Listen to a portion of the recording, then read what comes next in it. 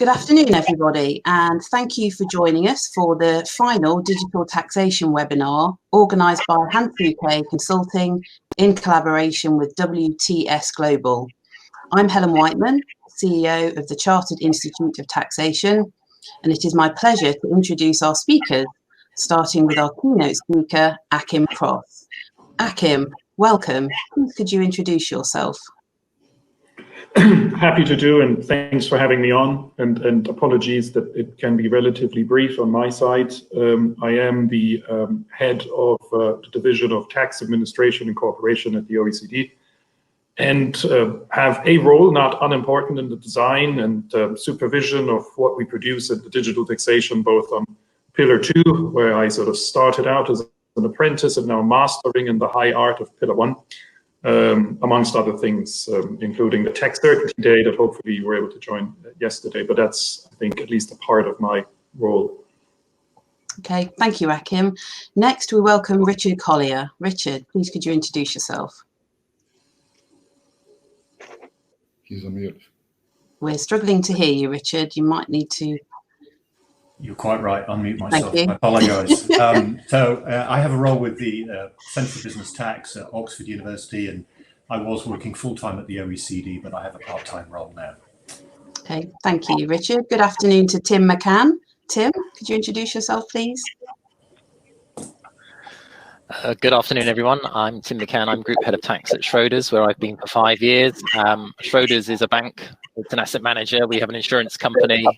We have offices in 34 jurisdictions and clients in over 100. So very interested in this topic. Thank you, Tim. And our final speaker is Robert Welzel. Good afternoon, Robert. Could you introduce yourself, please?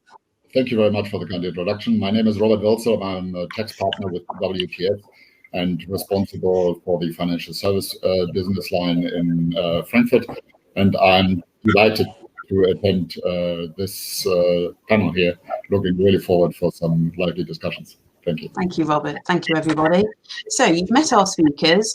If you would like to tweet from this webinar or catch up on the Twitter chat, if you're watching this outside of a live recording, please could you use the hashtag FSTC20.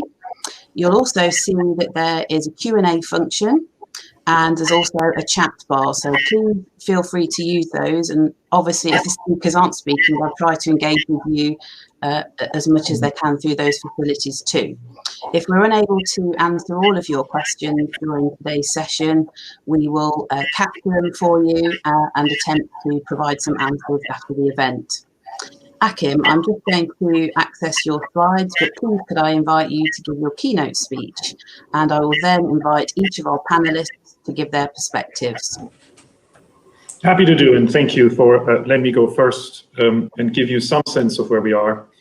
I think this is probably that I tell you what it looks from the inside. You can all read the blueprints, all 500 pages of them, and so I'm not going to try in these 20 minutes to go through every technical detail. But I just want to give you an impression. I think maybe before I even get to the slides, just a little sense of where does this come from, what is this? And then also the political assessment, will this happen? And if so, how might it happen? And what are some of the challenges of the political process looking at this as well? As you know, we have published blueprints. And as you also know, the G20 finance minister welcomed the blueprints and agreed that there were a good basis for a solution, but at the same time, it's a bit the glass half full or half empty, and we all have slightly different perspectives. We don't have an agreement yet, so in some sense you can say we've under-delivered, but at the same time, loads of people also point out that this is a really complicated area, and when the necessity for speed needs the need for accuracy, maybe a delay by 6 months may well be warranted. So if I go just a little bit into the past and sort of explain a little for those that are not so familiar with what this is, where this comes from, so it doesn't drop out of the sky on a nice sunny day, like sadly we don't have in London today, then you do know that we did the so-called BEPS project. It's a project in base erosion and profit shifting, of course highly successful, like everything we do at OECD. And if you sort of step back there and say, okay, well, what was left when we were done with the BEPS project? then I think you can see the beginnings of the conversation then translated subsequently in what is now known as the Pillar 1 and the Pillar 2, and I'll explain it. You see that in the BEPS action plan, Action 1, and that was not a coincidence, was the action on the digital economy. And depending on how you look at it, you can say it has delivered or it has not delivered. It focused very specifically on the base erosion and profit shifting parts of the digital economy, and said very clearly, well, we're not talking about the larger question that's not linked to BEPS, a question of where in a digital age do we think is and how do we determine the correct allocation of taxing rights? That wasn't a BEPS question. That's nothing to do with planning, structuring, loopholes, base erosion, profit shifting. That's a real tax policy question. And that question was left on the table, arguably because BEPS hadn't suggested that was one of the questions we were meant to solve. That wasn't a BEPS question. But of course, it's a big question within the context of the digital economy. So that question was left in some sense, and we would say, well, it was left rightly because we hadn't sort of suggested that BEPS would solve it. It's a different question. And then I think, and this sort of resonates then what then subsequently turned into Pillar 2, when you look at BEPS, we had certainly a number of countries, and I should probably also say that when you think about, well, who are these countries that sit around this table and we discuss tax, it's a very big table. At the moment, sadly, as this conference, it's a virtual table. But otherwise, it's a very big table. It brings together by now 137 countries. That's a lot of countries. It has all the OECD members. It's actually 20 countries, the developing countries. So it's a very large and diverse group that work on the implementation of BEPS and that now also work on the digital economy. So when these different and diverse countries looked at the results of BEPS, there was also something else where a not insignificant number felt that we didn't go as far as perhaps we should have. There is Action 3 on CFC rules where people felt that we could have gone further. In fact, if you look at the Pillar 2 and you look at the Action 3 report, then you find the beginnings of what then subsequently became guilty in the United States. When you look at that, you already find that in Action 3. There's other people that were a little unhappy about what we had done in Action 5, because it seemed to suggest that you had to do a patent box, and loads of people started to introduce patent boxes. Not what Action 5 on harmful tax practices suggested, but we did see, and we still see, a proliferation of patent boxes, other preferential regimes on IP, and a potential race to the bottom. There was some level of unhappiness also where we ended up in Action 8 to 10 on transfer pricing. We could have gone further. Some people complaining that the DEMP concept that you find there is a more theoretical construct rather than something you can actually implement in the context of a real life company, and maybe also we didn't go far enough in our thinking here. So the underlying notion and this unhappiness was also the notion that, well, maybe we missed something, that the driving force is really extreme disparities in the effective tax rate. And that's something that we didn't solve because BEPS was a substance focus, nothing to do with rates. And so people felt that, well, there is this sort of undercurrent that all of these pressure points we have are often caused in part by extreme differences in effective rates. And then with the US following on what was indicated in some sense in the Action 3 as a possibility, legislating, introducing a minimum tax in the US, that was a very attractive concept, something a lot of people had wanted to do and think about how this could be done. And that became Pillar 2. And so in some sense, you now have this environment in international taxation where there was one thing happening on the digital, which is about the allocation. And then separately, something about the minimum tax. And for politicians, sometimes this also became a duality that came together. It said, you know, we need to make sure that these big companies, and then, you know, if you were in France, the GAFAs and the political discourse or some others, pay tax in the place where they should be paying tax. That's the Pillar 1. But then also the Pillar 2 notion, and we have to make sure that large profitable companies pay at least a minimum level of tax in every jurisdiction where they operate. And so that, I think, brings you a bit where this comes together. And then under the German presidency, we were asked to do an interim report on the digital economy. We did that in 2018, and then you see how it continues from there. And then we delivered in October the blueprints, where we will be having a public consultation on which we hope that you all be able to contribute on both pillars in January of next year. And so that's a bit where we get to, and without getting into the details what the pillars actually do, I'll do that in a moment. It gives you some context. If I then fast forward also, it's like, okay, so what's the environment right now? As I said in the beginning, we have blueprints. They're not agreed. People think they're a good basis for an agreement, but we don't have an agreement. We also have an extension. So we're going into extra time. Our extra time is not terribly long. We are asked and mandated to come to a global agreement consisting of 2 pillars by the summer of 2021. That's not a lot of time when you think that effectively we're in November and that's 7 months away. And it's always a struggle when you sit also inside the Secretariat, because you do want to get it right, and we have a lot of talented people that are trying to do their best and work really hard to get it right. But we also have the political environment that sits in the context where people say, you have been working on the digital economy for a very long time, and we need to come to a resolution. This is also a highly politically charged issue in many countries. There's DSTs in the UK, but not just in the UK, in France and Italy, in many, many other countries. It's a pressing topic that is on the forefront of many finance ministers' minds. And so it has this political dimension, for those, for another month, I think, affects even the UK.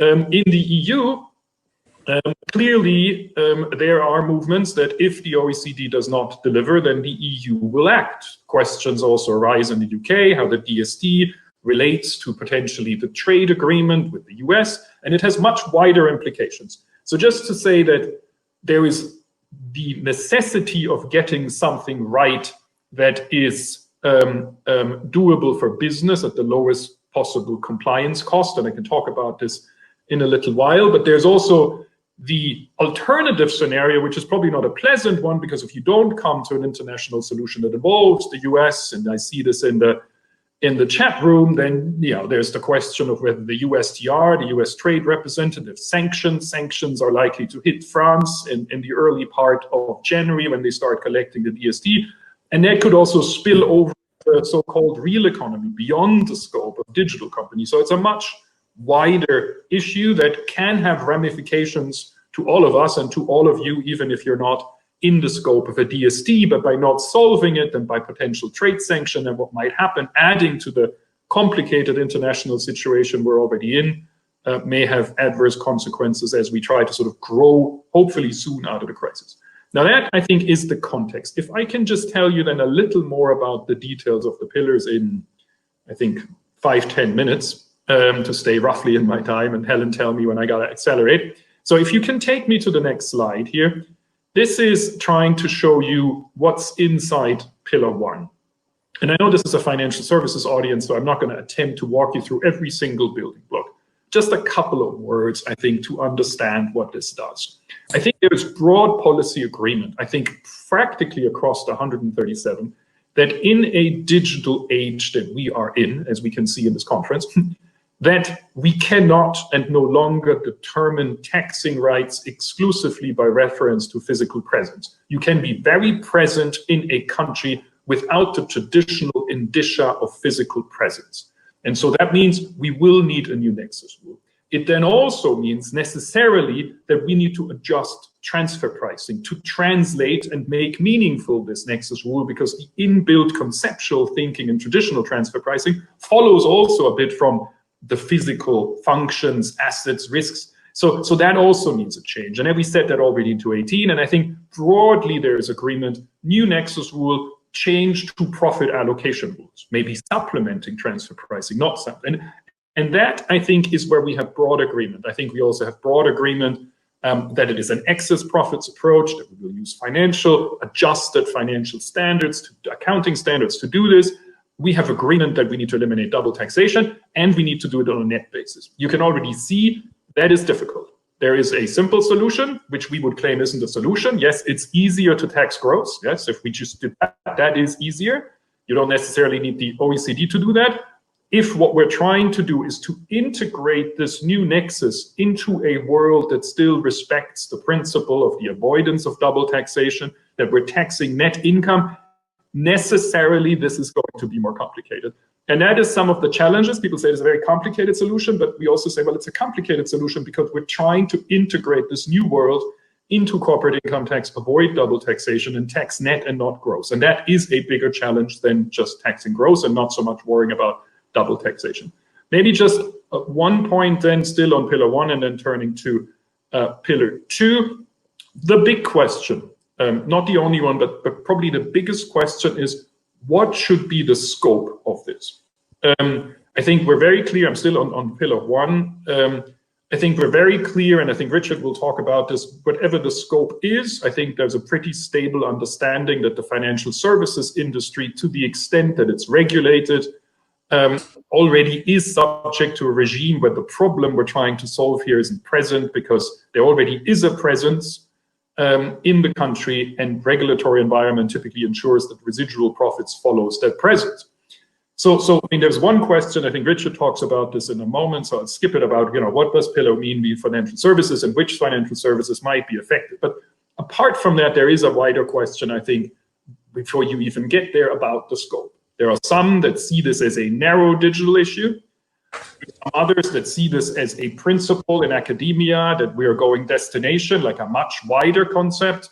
And there are some that see it as a digital plus issue. And the scope that you currently find, in some sense, is a scope that says, well, where is it possible for what type of businesses to engage in a market and profit from the market so that they generate excess returns, like intangible components, without physically being in the market? And that is broadly described as digital consumer-facing businesses. There's elements of an intangible in the market of those businesses.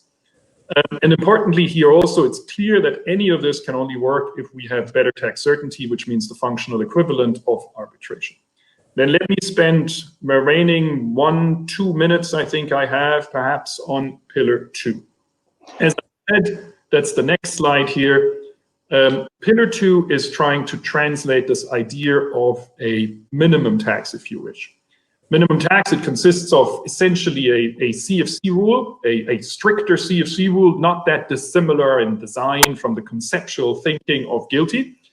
Then what's new, I think it has a reverse rule. It has a reverse CFC rule. And the idea here really is to create a level playing field. That means, given that we as the inclusive framework can't impose taxation on countries, parliaments need to enact laws, those countries willing to proceed and very interested to proceed, and there's a significant number, also want to then have something to protect their businesses against businesses in other countries where maybe such a GILTI rule, an income inclusion rule, wouldn't be legislated.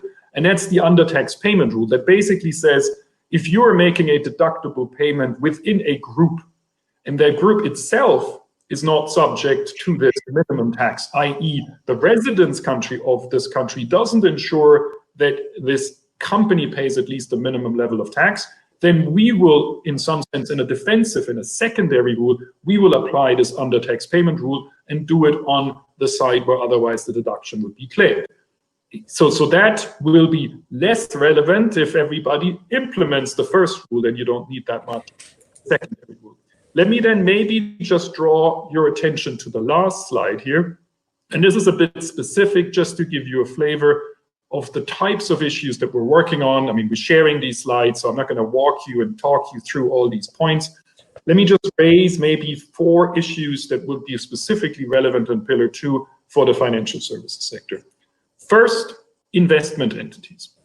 We have carved out investment entities from the scope of pillar two. So funds are out. I'm simplifying here. There's a definition of what that is, because we recognize that every country, one way or another, has decided to remove an additional layer of taxation from funds, and we don't want to undo this in a minimum tax. Having said that, we have a very broad definition of funds, because we've spoken with the industry, and there are certain circumstances where funds might otherwise be included because they're actually consolidated. If they're not consolidated, they're not anyway, because the pillar only applies to consolidation. But that also means that there is certain situations where we may have to bring the fund back in. Financial institutions see the fund, may control the fund manager as they start to market the fund. So there's a couple of particular situations where we're interested to get the rules right, and we're interested to hear from you. So that's one, investment fund seeding. What do we do, the definition of a fund? There's another issue if we have insurance companies here, where we need to think about the base and the treatment of insurance reserves.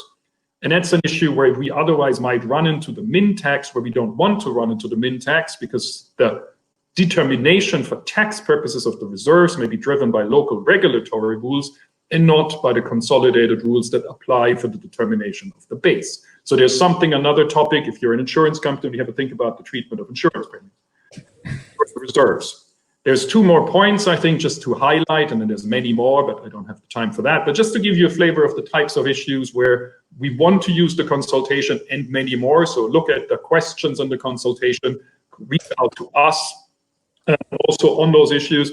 The next point is dividends. We will be excluding dividends within constituent entities from the base because we don't want double counting. So that's one of the adjustments we do. We allow the tax to be pushed down into the earnings so we don't lose the tax, but there's a question what to do with portfolio dividends. That is relevant for financial institutions. The broad sense is that portfolio dividends, we do something different, which should be broadly good for financial institutions because you do pay tax, but there is a question of where do you set the threshold to determine what it is, and that may be another relevant question for financial institutions.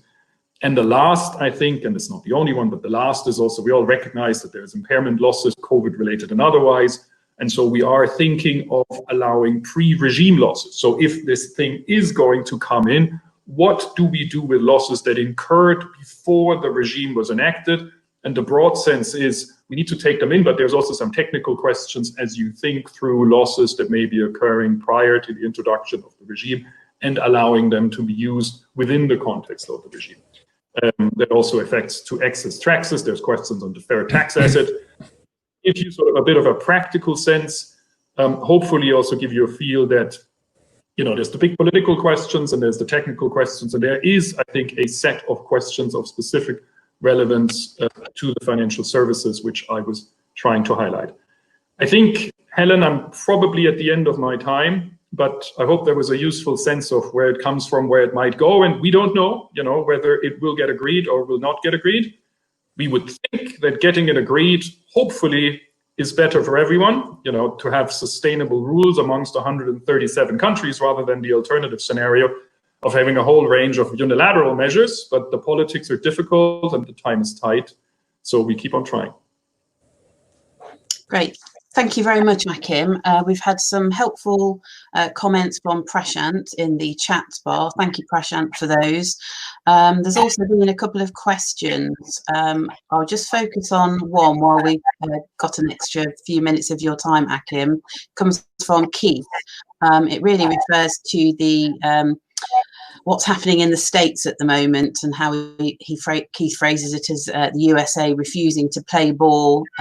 So therefore, will tax policy become more fractious and tax certainty will continue to be the tax fantasy that we all see? What's your views on what's happening in the States and the impact here?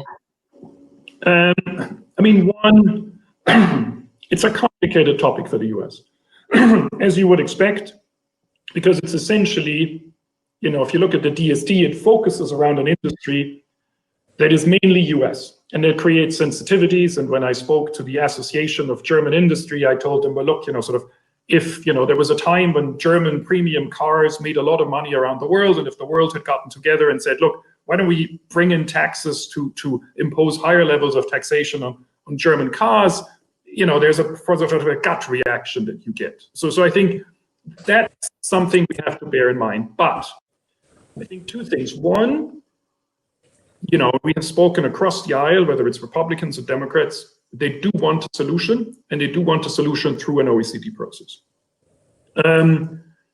And they have consistently said that this solution cannot be one that ring fences the digital economy, and it can't single out a particular small group of American companies.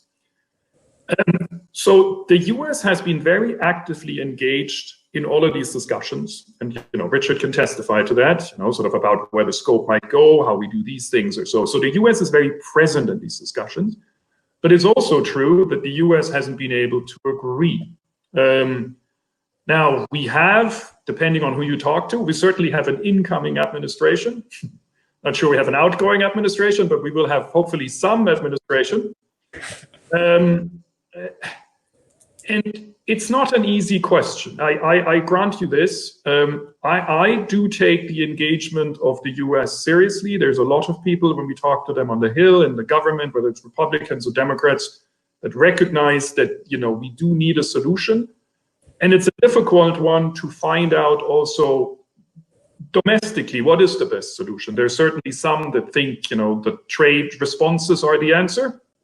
And there's others that think, well, you know, it might not be possible to stop this train on the trade side alone. They also recognize that, you know, there are some reflections, including in the Republican Party, that would change the system. There's people in the US that see the US more than a market and a residence jurisdiction. So you have many different streams of thinking.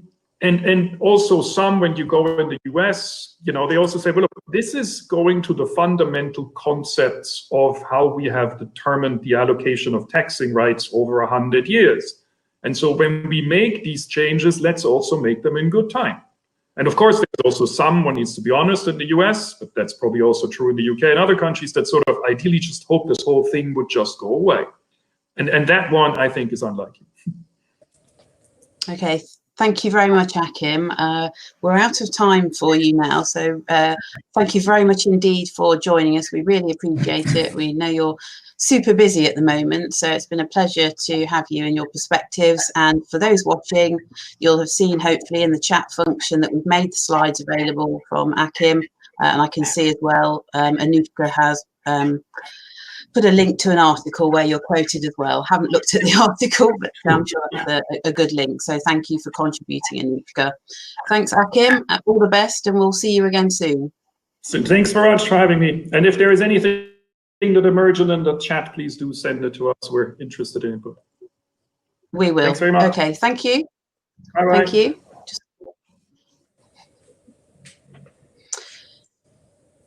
Okay, I'd now like to move to inviting each of our remaining speakers just for 5 minutes or so, just to give their perspectives on what Achim has presented and their particular views. And I'd like to start with you, Richard, if I may.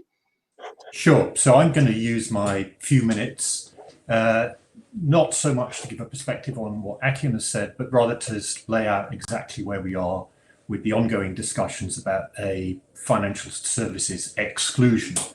This is obviously an exclusion from Pillar 1, which is the new taxing rights. So I'll just summarize what the basic position is, and then I'll make a couple of comments on each of the positions in banking, insurance, and funds, which is the way we looked at it internally in the OECD.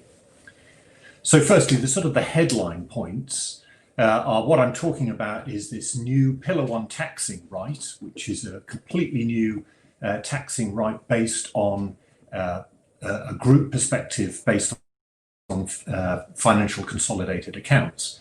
To date, the broad discussion has looked at that taxing right being applied by reference to a scope which is based on automated digital services or consumer-facing business. So I'm going to keep referring to those two elements of automated digital services or consumer-facing business in the comments that I just make in the next 3 or 4 minutes. Now, of course, large swathes of the financial services sector, the business that's carried on, is outside the scope of both. So there's a huge amount of wholesale activity that isn't automated digital services, and it's certainly not consumer-facing business. It simply wouldn't fall in the scope of Pillar 1. So what about the bits that potentially could? First question might be, how much automated digital services business is there in financial services? And the very broad finding is that there isn't a great deal.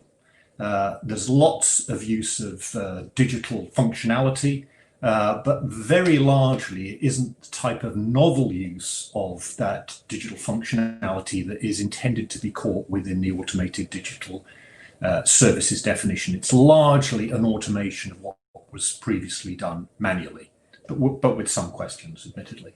This is a very high-level overview. So very broadly, automated digital services is not an area of scope that involves significant parts of the financial services sector. That takes us to consumer-facing business. Where there is consumer-facing business, like retail banking, retail insurance, funds, intermediaries, and so on, the broad conclusion is that that should be exempted, taken out of the regime, even though it would otherwise be within it.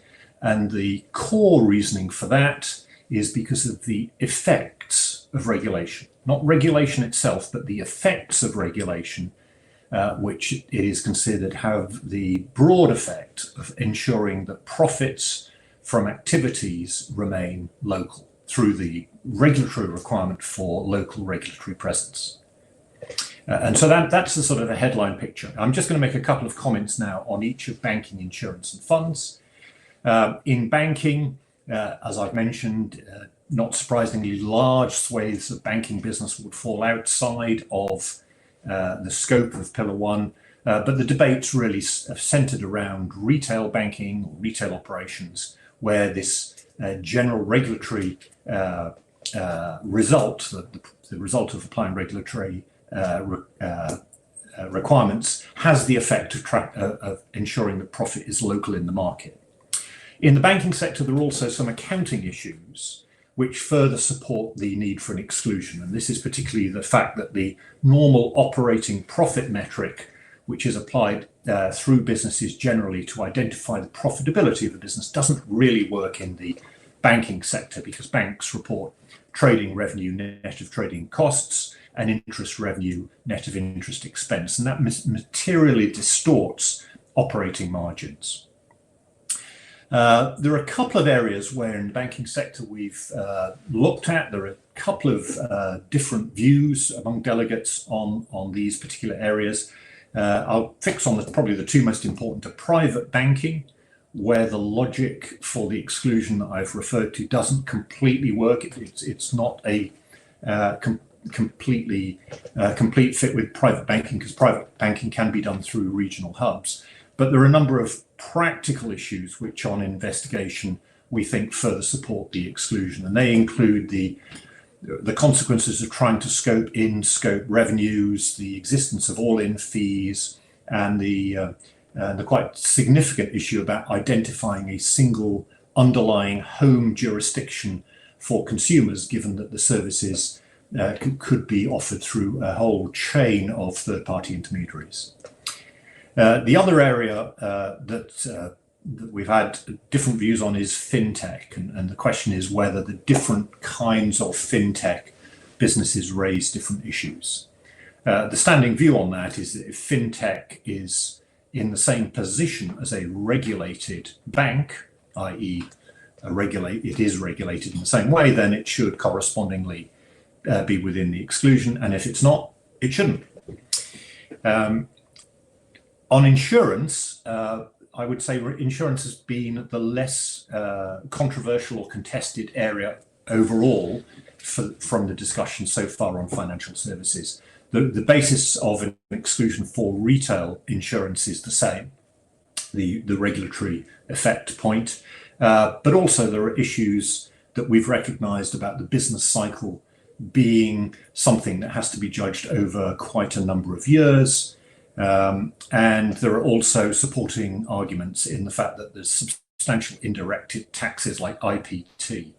Indeed, one of the sources I looked at, which is very helpful, showed that of 237 jurisdictions, only 50 do not have something like an IPT, usually in the order of 5 to 20%, which is quite significant. Finally, on funds, as Tim knows very well, this has probably been the most controversial and contested area of the exclusion. We've broadly divided the fund sector down into three in our considerations internally, namely to consider the fund, the investment intermediary, and the fund manager. Everybody agrees that funds should be taken out of the regime. Investment intermediaries are very broadly in exactly the same position as retail banking and retail insurance activities, i.e. regulated, so profits are local, and that leaves the fund manager. And fund managers can operate on a hub basis, so that raises the question whether the same logic could apply. And on that, we've concluded that the same logic should apply on the basis that it's questionable whether a fund manager is actually carrying on a consumer-facing business, given that it contracts with a fund and tends to work through an intermediary. But then there's a series of practical issues that also support the conclusion that we've reached in terms of identifying the beneficial owners, the people investing via mixed vehicles. And then there's the whole question in financial services generally that comes from the whole fungibility of finance. And if we take a different view for fund managers, we have to think carefully about the read across in terms of economic equivalence to investment products which are structured in an insurance wrapper, or for example, that are structured investment products offered by a bank. And I think that's what the one really strong lesson from financial services is, trying to draw borderlines in an area which is fundamentally fungible is a difficult task. So that's an overview of where we are with the exclusion. There are some different views of delegates on some of these issues, so none of this is settled. I'm not certainly presenting a settled view, but the predominant support is for the exclusion of financial services, as I've said, with some remaining questions in some specific areas like fintech and fund managers. Okay, thanks, Richard. We'll come back to some of your points shortly. Tim, could I invite you to give your perspective, please? Sure, very happy to. So where are we? We're very relieved that FS is carved out. And I guess that's not just because we don't want to do it. We think that's actually the right answer. And I think Richard summarized all of the various considerations very well. A key one for us, one we feel really strongly about, is that our retail products are overwhelmingly sold by third-party banks and insurers. So the idea that banks and insurers would be out whilst asset managers would be in is perverse. And I guess I said in my intro, we're not just an asset manager, we're a bank, we have a wealth manager. And I think if we look at our clients and where they sit, I would sort of strongly debate the idea that wealth managers are not more international in focus than asset managers. That would be an interesting discussion. But look, I think the right answer is that FS is out as a whole. Another way of looking at this is we sort of, the proof is in the pudding. So we modelled Pillar 1 principles extensively, and what does that modelling show? Well, actually, it shows that we are paying a lot of tax in those jurisdictions where we have clients, and that is generally speaking. In order to penetrate a market jurisdiction, you have to have boots on the ground, because not because. Well, back to the sort of the role of financial regulation. Financial regulation makes it very hard to sell retail cross-border. In most cases, you can't. The EU is a bit more nuanced, but even in the EU, sort of 20 to 30 years down the road with freedom of services, various directives, in many countries, it is still overwhelmingly domestic in terms of the purchase or the buying of investment products. And outside the EU, it's, as I said, it's pretty well impossible to sell cross-border retail. So as a result, if we look at where we pay tax, we are paying lots of tax in market jurisdictions. So even if we were subject to Pillar 1, the chances are we would do a lot of work to prove that we're already paying the right amount of tax in all of those jurisdictions. And whilst it would be an interesting exercise, no doubt would engage many members of my team, heighten the profile of tax within Schroders, it wouldn't really achieve very much. So I think that's the right answer. So I guess that's my reflections on Pillar 1. Pillar 2, entirely different. And I guess we're going to talk about that more. I guess my perspective on that is it's a very, very big hammer to crack a very small nut. Certainly we're a small nut in the context of Pillar 2. And whilst, again, it's an interesting intellectual exercise and no doubt huge engagement interest from my team, heighten the profile of tax, all of that, I really wonder whether it is the best way of cracking the nut. But anyway. we can talk about that more. Okay, thanks, Tim. We'll come back to the hammer and nut later. Robert, could I invite you, please, to give your perspective? Yes. Put it this way. Being an advisor here for the financial service industry, that the financial service industry on a large scale is out of scope, probably. I think that is, for the current status as such, quite a good, let's say, would be quite a good solution. What we also hear here from, for example, Tim, from for various industries.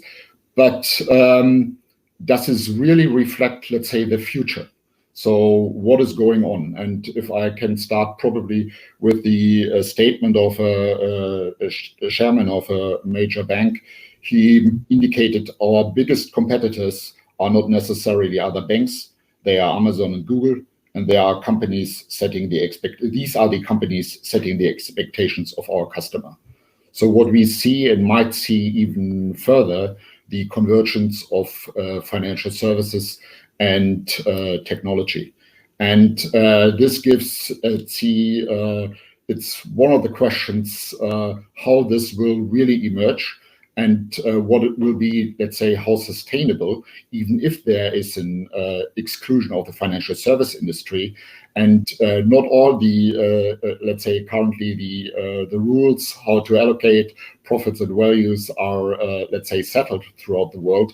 It gives, let's say, the tax authorities a very steep and very interesting learning curve, probably to address in the future, let's say, the tax allocation in various jurisdictions. Probably to be a little bit more precise, what we see currently here, for example, if you have the Libra project, which has been announced last year, the Libra project, usually the central banks do not, let's say, care too much for many years, or for hundreds of years, and suddenly they really see that they might lose the control over the, let's say, underlying overall asset money. So the intrigue question, what is money, is getting, let's say, somehow on the table, and that suddenly money via blockchain or other features might be created outside of the, let's say, area of the sovereignties. It's, I think, a very interesting question. And this question, which really would change or could change the financial service industry very much, or at least there will be a lot of topics, and I will address a few of them. This is because you have, let's say, automated services, or you have the approach to engage with hundreds of million people on social platforms, which are very clearly, or intermediate digital platforms, which are clearly within the scope of, let's say, pillar one. So it's one of the questions, and completely understood. Financial service, as long as they're highly regulated, they should be outside of, let's say, pillar one. That is a clear current understanding. But the question is, what will, or how the regulation will emerge or will develop if, let's say, the regulation as such is really contested by these new technical developments. And this gives also, just a few weeks ago, not to be, let's say, too generic, but to give you two examples everyone knows. Let's say a few weeks or a few days ago, I think BNP Paribas Asset Management, it has been, let's say, addressed in the market, launched a market commentary service for Alexa. So you can get, let's say, your market feedback via Alexa. It's a question of time when Alexa, via Amazon or however these services might be arranged, will sell probably fund products in a complete different way. This would be completely within the range of, let's say, the standard digital services approached by Pillar One. And if you then resonate, let's say, last year's keynote speak of Mr. Drexel of JP Morgan on the IFE conference in London, where he had, let's say, his topic of his keynote speech, a walk on the white side, disruption scenarios for in the asset management industry, where he, let's say, at least questioned whether a world without funds or even without fund managers might be possible, will be very interesting. And also the success of, let's say, non-active funds, for example, indices, funds, or ETFs, etc., will be very interesting how this resonates. Let's say how these the retail markets will be approached in the emerging, in the upcoming, or the further, let's say, success of fintechs, and how this really will converge with the financial industry at this point in time. But we can discuss a little bit more in detail. Just at the end, why I'm interested, you probably feel and hear it, is 3-4 years ago we run, let's say, how this will change the digitization, blockchain, etc. How will this change, let's say, also the tax services? And we developed, with the help of IBM, a minimal viable product for some solutions in this area. And let's say we are advising here some startups, for example, who intend to tokenize, let's say, real estate assets. The regulatory frame, how this might work, etc. It's a complete other question. But also with the blockchain technology, in addition to the big, let's say, social media platforms, blockchain, the World Economic Forum, they estimate that end of or 2030, $1 trillion might be tokenized assets. And with blockchain, it probably will not only be a replication of existing assets, but complete new asset classes might be available. So this will also change the overall framework. But I completely understand the tax authorities that, or the stakeholders, that at this point in time, they cannot, let's say, envisage what will be the future. So it's so difficult. So I completely understand. It's really so difficult to understand what will be the economic outcomes. So they will take a little bit wait and see approach, but this time lag probably might create some risks for the financial, for the market participants. But now I stop. I'm talking too much. Thank you. Thank you very much, Robert. Richard, could I just return to your thoughts on exclusions for financial services? So just a couple of questions here, really. What are the next stages for taking these exemptions forward? And, you know, it's touched on by Achim and colleagues. How do you bring together any polar opposite views from different jurisdictions on these various exclusions? I know it's no easy answer, but... So, okay, on the first question, I think the bulk of the issues are going to arise in the implementation stage.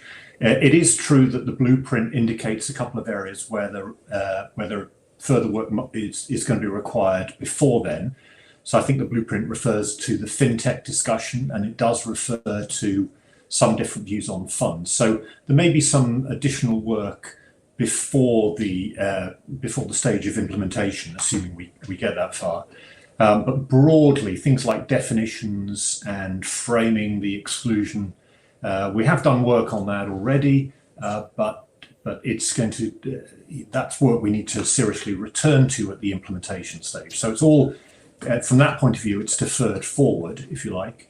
On your second question about how you get people with completely different views to agree, I think the short answer is not easily, as anybody who's got children will know that it's, not that I'm suggesting people who disagree should be treated like children, of course, but it can be very difficult to get people to agree. But I guess having said that, there is a reasonably substantial agreement on a lot, and the process of trying to get people to agree involves all the things you'd expect about talking through different perspectives and different consequences of actions, and also trying to reach a compromise which sometimes explains why some language might be nuanced or a language that can be adapted to accommodate different views within a certain range. So, but there's no easy answer to that. Okay, thank you. Tim, could I just ask what your experience has been of interacting with the steering group and lobbying? Yeah, it's been pretty positive actually. I think there was a lot of concern within our industry initially, and that really sort of stems from the first round of steps when it felt a bit like investment fund structures were a bit of an afterthought, and there was quite a lot of work that was done quite late on around purpose tests and the like to try and get some sensible outcomes for funds. So, in fairness, I think both industries were determined to avoid that, but also the OECD were determined to avoid that this time round. So, I think there's been really good engagement. I think the main problem that we face in asset management is that outside asset management, no one really knows what we are or what we do. There's a lot of ignorance. Richard did a very good job of summarising, articulating what is a very complicated model, where you have a fund manager, you have a product, you have people selling that product, and actually the industry is very heavily intermediated. It makes extensive use of outsource service providers, whether in banking, insurance, elsewhere. So it's actually quite difficult to capture a single fact pattern or a fact pattern that applies to all asset managers. So there has been a lot of discussion, education on both sides. I think the asset management industry needs to understand what the problems were that we were trying to address, and then help craft solutions that were acceptable to all.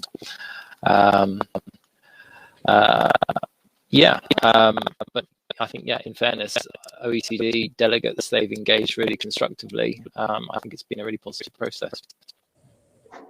Thanks, Tim. Apologies for any sound quality issue there for viewers. I think we got a slight echo with what you were saying, but we heard it twice. So thank you.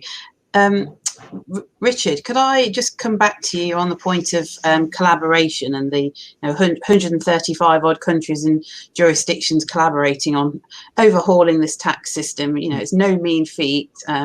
Tim has referred to sledgehammer nuts in part. Would you consider the current position to be a success or failure? And what are the likely consequences if this fails? Pillar one or both? It's probably a little bit early to say if this is a success or failure. I mean, I'm not sure there are many people who'd say it's already a success. There probably are some people who'd say it's already a failure. But I think that would be a little bit harsh given the scale of what is being attempted here. And that really segues into the second part of the question you asked me, which is what you think is at stake will determine what you think are the consequences of failure, I think, and will also determine what you think about the scale of what's being attempted. So if you think that all we're talking about is a few countries with DSTs and which are predominantly going to apply to the US, you might take a slightly different view than if you think that what we're seeing here is the pressure point on the allocation of taxing rights that's been brewing for 20, 30 years or so, which finds its first manifestation in digital companies, but which will inevitably move on to other sectors, and we will see some growth of non-treaty based taxation of gross income.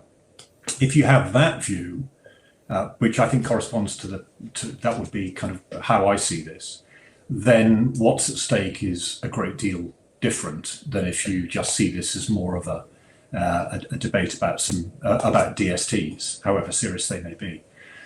So I think you've really got to think through what you think is the counterfactual, what you think is going to happen if all of this fails. And I have met in my time working for the OECD, it's quite obvious to me there are a lot of people who think that, maybe not a lot of people, there are certainly some people who think that a good strategy is to try and defeat this initiative on the basis that it will fail, we'll go back to the way we were. That seems to me completely unrealistic. We are not going back to the way we were maybe 5 years ago. We are now in a completely different environment. As I say, my personal view is that this issue is about something rather larger. It's about the degree to which we want a treaty-based system, and I can see views on that are legitimately all over the place. But that's what I think is in play. So I would say the consequences of failure are going to be a bigger mess than we might be contemplating now. But clearly, others would have a different view. Thank you. And Keith has asked whether there's any merit in the USA's Pillar 1 safe harbour proposal. Is that a question to me? Yep. Okay, so my personal view, and this is very much a personal view on that, is that the design of, so that is being put forward as a possibility. My personal view is at a design level, the new taxing right works best if it has the least interaction with the arm's length principle. And that's just a purely mechanical design issue. And so while the use of the alternative safe harbour, which relies more on looking at the result, it requires a much heavier interaction with the results of the arm's length principle. While that might be something that is required politically, I think from a design perspective, it could possibly complicate the design. Thank you. Tim, can I just ask you from the perspective of any fund managers that are watching this, do you think they need to be concerned?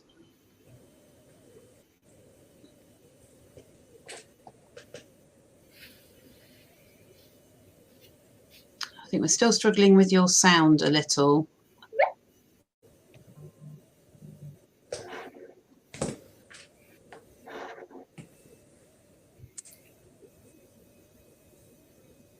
No, we've lost you. I might have to come back to you if you could perhaps do an unplug and plug in again. Hello, may I put some ideas? Robert, please do. Thank you. Let's say I think that the funds are excluded here even on Pillar 2. That is great news for the fund industry, and it has really been, let's say, how the fund industry is described within these documents, I think give some additional leverage, even outside, let's say, of here the taxing rights or allocation of taxing rights. If you think about DAX 6, are they reportable arrangements? Yes or no? Some good arguments, and even for the upcoming German tax reform, where even if Germany is late, let's say, to implement the anti-tax avoidance directive, the current features really are diametral to the interest probably of many fund structures, and therefore Pillar 2 gives some very good additional arguments, reasonings, probably not to increase the scrutiny on funds, because let's say from an international perspective, they are really recognized. Okay, thank you. Tim, do we have you back? Am I back? Can you hear me now? Oh, yeah, we're great. Yeah, right. Lovely. Yes. Oh, you can hear me. Gosh, how tiresome. Yes. I can't wait until we're doing this all face to face again. So yeah, you wanted to know sort of what the position should be for fund managers, and should they be concerned about this? And again, I guess the answer is it depends, because you've got very small hedge funds, private equity houses who just won't be within the scope at all. And then you've got very large independent asset managers, and then you've got asset managers who are parts of bigger FS conglomerates, and the answer will depend. You've got insurance companies who, Achim referred to sort of insurance companies consolidating funds, and likewise you've got fund managers who consolidate funds. So there is a real diversity of fact pattern.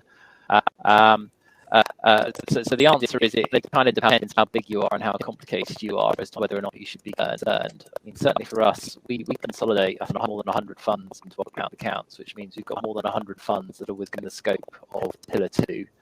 And it would be, disastrous if Pillar 2 resulted in tax arriving within those funds, because how can we sell those funds to third-party investors if they are essentially tainted as a result of the sort of the activities of the group who is selling those funds? Now I think in fairness, the OECD get that, but actually the solutions are really quite hard. It's really kind of hard to balance the sort of the concerns around avoidance with maintaining the tax neutrality on funds. And bear in mind, you've got a whole diversity of range of types of funds. You've got very simple mutual funds, which are actually quite easy to deal with. But alternative funds, sort of real estate funds, private equity, the credit structures you see with hedge funds. It is genuinely hard to trying to cover all the various considerations, constants arising for the Pillar 2 document. And yes, you have people like ourselves who are looking at this and thinking about it carefully, but we're thinking about it in the context of our range, not everyone else's range. It's really mean that until you get it and formed your own conclusion as to how it interacts with this, I don't be sure that you can be good. Okay, thanks, Tim. Richard, can I just ask you a question? It's slightly controversial, but is the OECD the right institution to take this work forward? Well, I'm certainly aware that there are different views on the OECD. The commonly expressed view is that the OECD is a rich man's club. For me, that's a comment that maybe is a decade or two out of date, certainly a decade out of date. I think the OECD has made a huge effort to open up participation to other countries. Now, I think, as we all know, the bigger number of people participating in something makes it more difficult. And so I don't think anybody's saying that the process always works perfectly. But the OECD has certainly made a huge effort to do this. And that goes back about 20 years, goes back to actually probably the beginning of that was in the TAG groups, the technical advisory groups that were created in e-commerce, where there was an effort to get a global solution going beyond the OECD, and where was some involvement of non-OECD members. And since that time, the effort has grown. And you see that now in the inclusive framework. The steering group, for example, which is 25 of the states, is by no means limited to OECD. So I think all of that needs to be weighed in the balance. And then there's the sort of more obvious practical question, or questions really, which is, one, would it make any sense at all to switch responsibility from the OECD to some other organization now? I would have thought that is almost the least well-advised thing you could possibly do in any universe. So I would have thought that makes absolutely no sense whatsoever. And then the second question would be, what other organization has got the scale of experience and reach for dealing with these issues in terms of having a sort of fully staffed bureau or secretariat of economists and people with practical experience about operational issues and policy issues?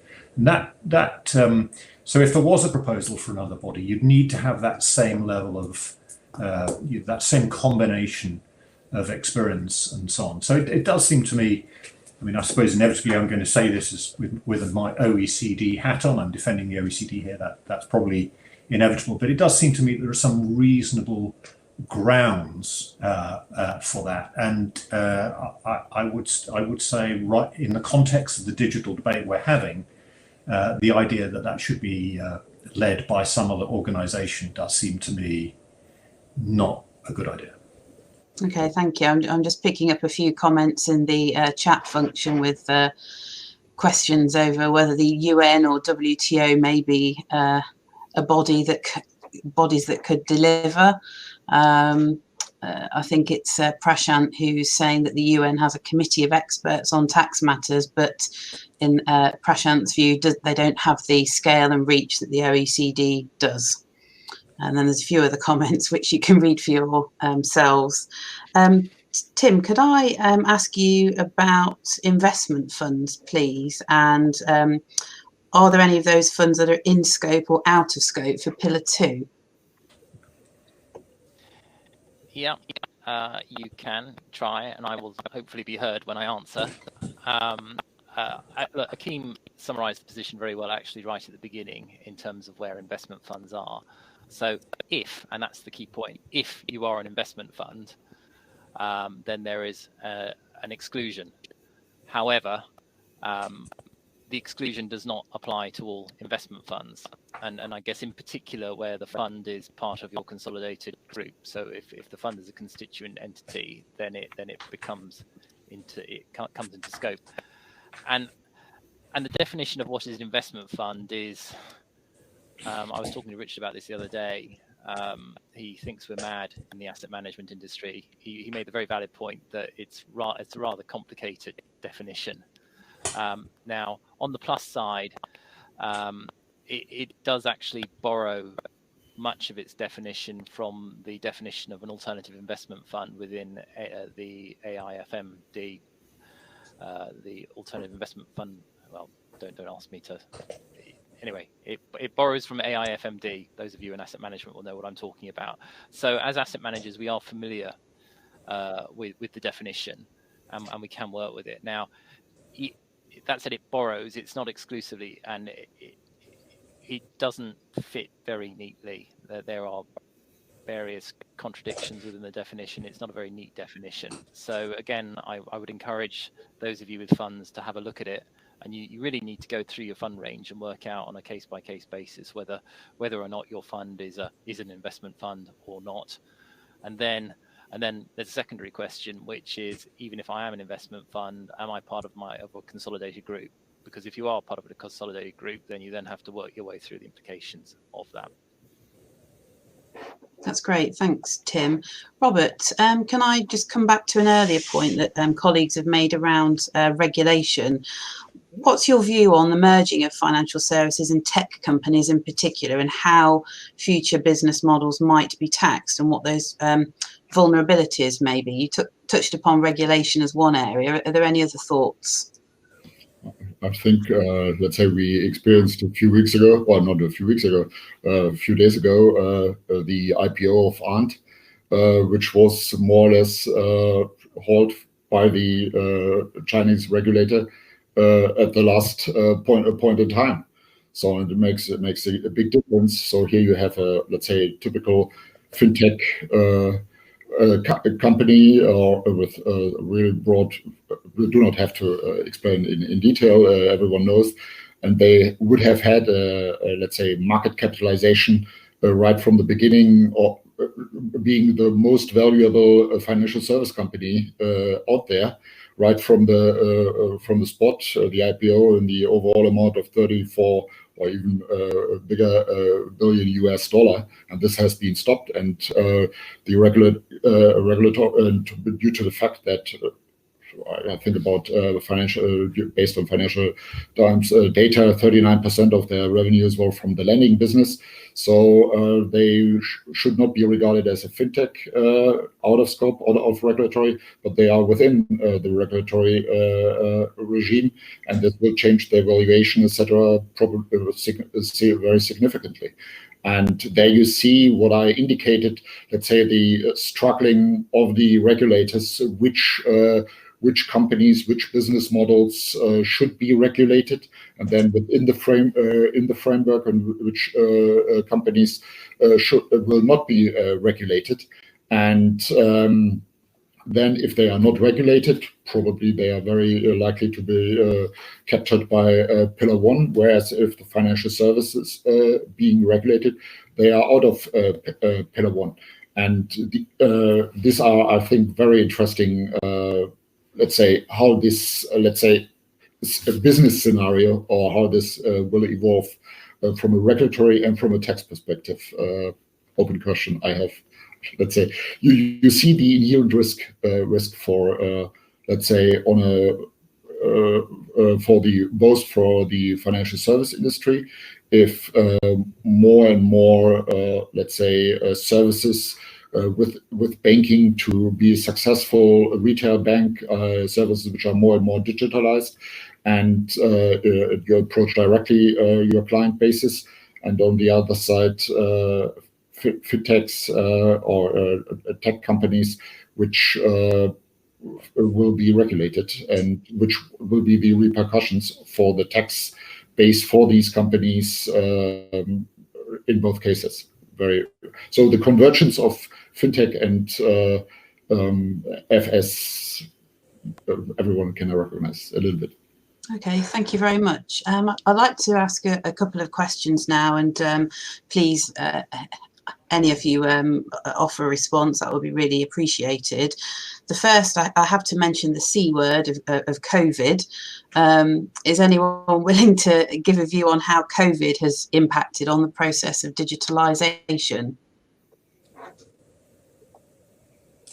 Well, Richard? Yeah, I'm happy to start that. I'm certainly happy to start that point. I guess I would think immediately of 2 points that I think are relevant. First, I would have thought that we all conclude that COVID has created a shift which is not going to be temporary, from physical to a tendency to shift from physical to digital platforms and delivery channels. So in that sense, I would have thought the existence of COVID has had the effect of putting more pressure on the digital issue. Particularly if I think in some of the European states, I would imagine that would be their view, is that more is becoming digitalized. COVID has accelerated that process. And so the whole policy question that's on the table is important, and more important possibly than it was previously. So that would be a kind of tactical or policy response. The other completely practical point is that if Robert, Tim, and I had different positions, and we were trying to agree, I suspect we'd all think that the best way of agreeing would be to meet and talk it through. I think we'd all feel that if we were talking with each other on Zoom or on whatever platform we use, it would be maybe less efficient. There wouldn't be the opportunity for me to take Tim aside, or Robert to take me aside, and have a private one-on-one chat about something. And of course, what I'm referring to is the whole process of trying to agree through the OECD, because this is what's happened. That process of having meetings of the steering group in Paris, where you can have sidebar discussions, you can have a small number of states meeting or one-on-one meetings, which talk through issues at whatever pace is needed and with whatever detail is needed. That's really all gone, and everything is done on a Zoom basis, and that is just much more difficult. So the second point that comes to me is a very practical one about the process of trying to progress this whole set of issues and to progress to an agreement is just made more difficult. So those would be my 2 points. Thanks, Richard. Tim, I could see you nodding there. Anything to add to what Richard has said? Yeah, I was just going to disagree with everything that he said because we're on Zoom or equivalent. No, not really. It's interesting that sort of what COVID, how it's affected our business in our supply chain. I mean, a large chunk of our assets come through IFA type networks, through branch networks of banks, where people go into the bank or meet with their IFA and buy funds off the back of that.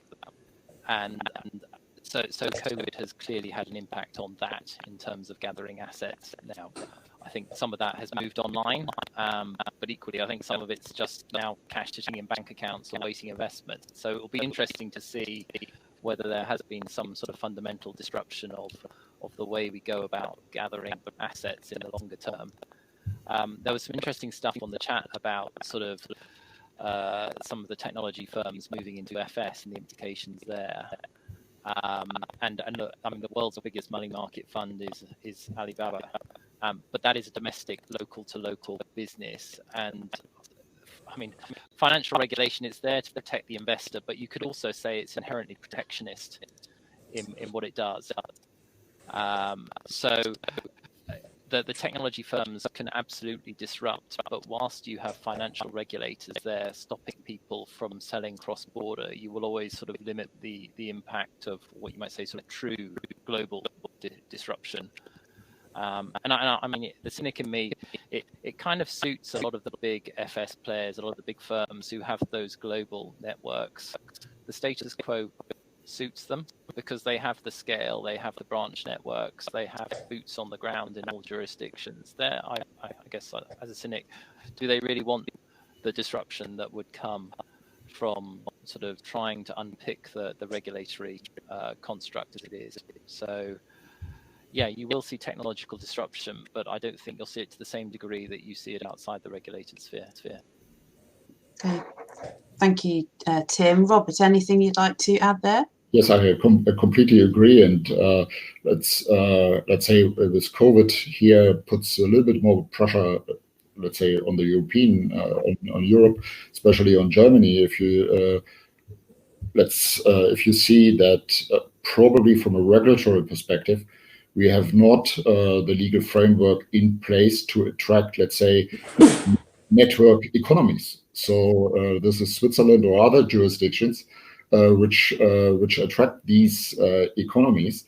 And if you see that you cannot establish or that you do not have, let's say, the legal framework ready for this new industry, you might be more rely on regulatory topics to safeguard the old, let's say, or to safeguard incumbents. And and you are facing that you might lose your tax base even further. And let's say it will be very interesting how this really will evolve. Let's say we are, if I put it this way, Germany losing the tax base. The other jurisdictions are much more successful with their players, especially in the digital arena. And this, as indicated by Richard 20 years ago, selling cars was very successful.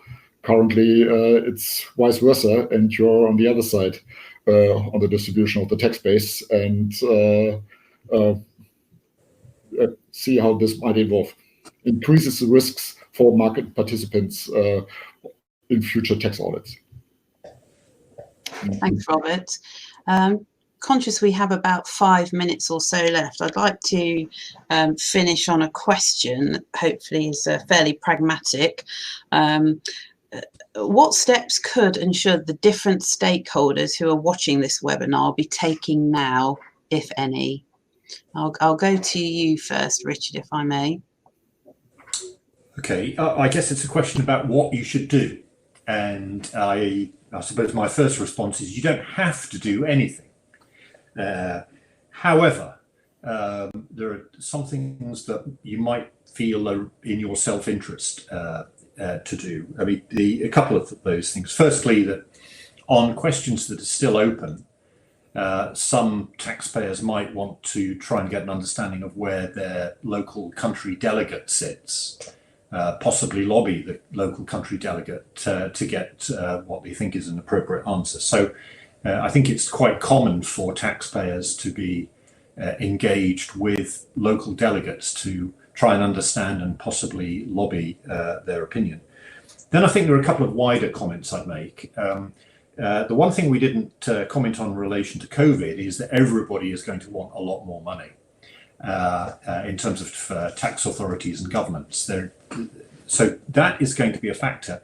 And at the same time, what we see with the whole digitalization debate, depending on how you look at it, is that we have in play a whole really fundamental discussion about the allocation of taxing rights, where that seems to have created some open questions.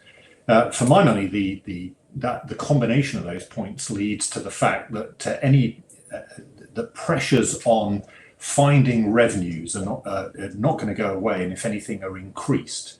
So I would have thought just sort of basic due diligence on tax exposures is going to be rewarding in the post-COVID environment where tax authorities do feel they need some money. The last point I'd make is on wider issues is I think Robert has raised some really fascinating questions about what are broadly tomorrow's difficult questions. Some of them I think actually seep into today, as he's indicated, but I think he's raised a number of fascinating questions, and none of them are going to go away. And I think the industry is best served by trying to think through some of these questions, possibly coming to some initial directions on policy issues, and then engaging with institutions. Because if that doesn't happen, it's, I'd say, a virtual certainty that the process will happen in reverse, with the tax authorities engaging, and possibly from a less considered perspective. So I certainly would commend further consideration at a policy level of the sort of issues that Robert has been referring to a couple of times in this session. Thank you, Richard. Tim, can I come to you next, please? Yeah, in terms of what to do, I think read Pillar 2 and then read it again, and then probably read it again. But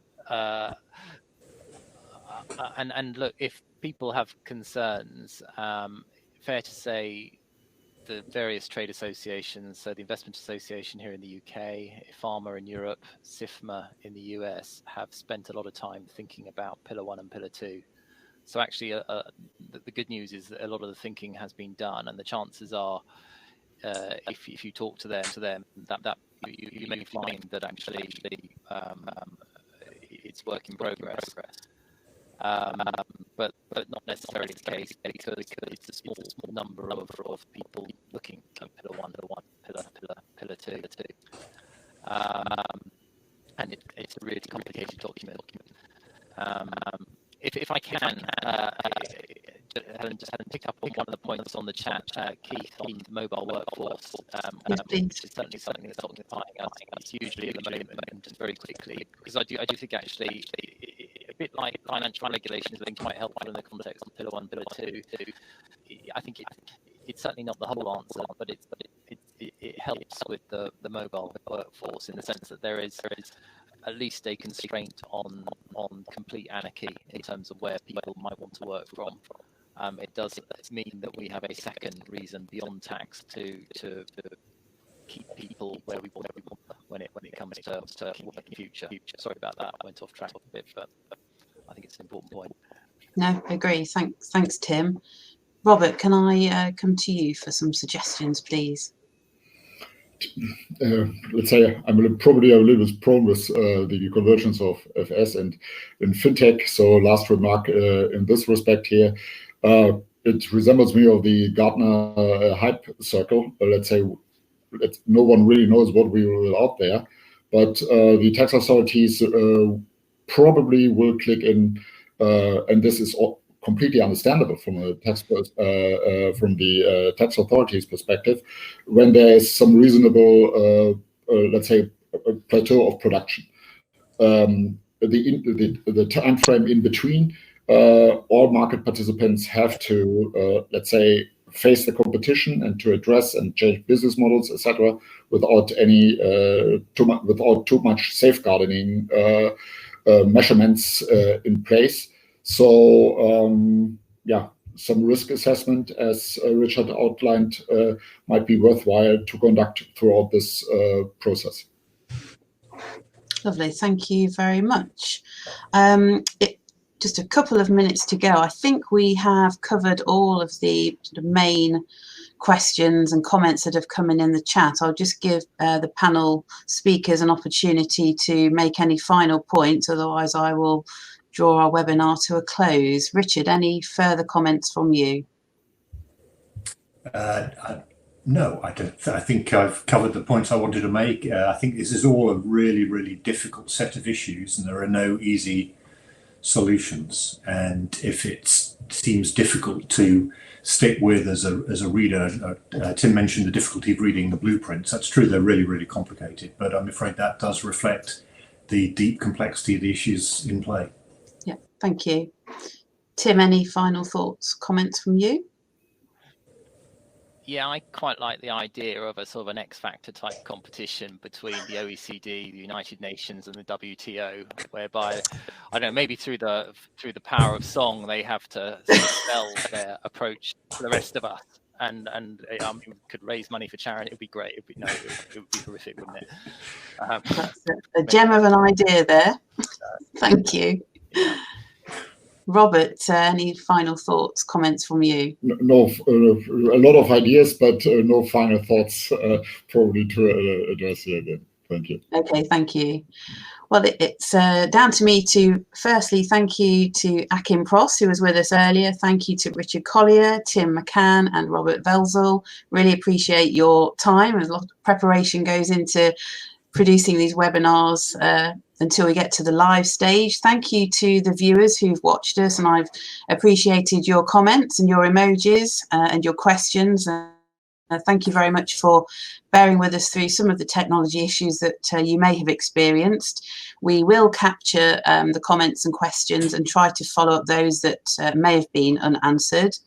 Thank you to Hansuke and to WTS Global, who've worked in collaboration to bring you the last couple of days worth of webinars. We hope that everybody has enjoyed the different sessions that have been arranged. Really appreciate your contributions, and we look forward to seeing you all again, possibly in the X Factor style next year. Thank you very much.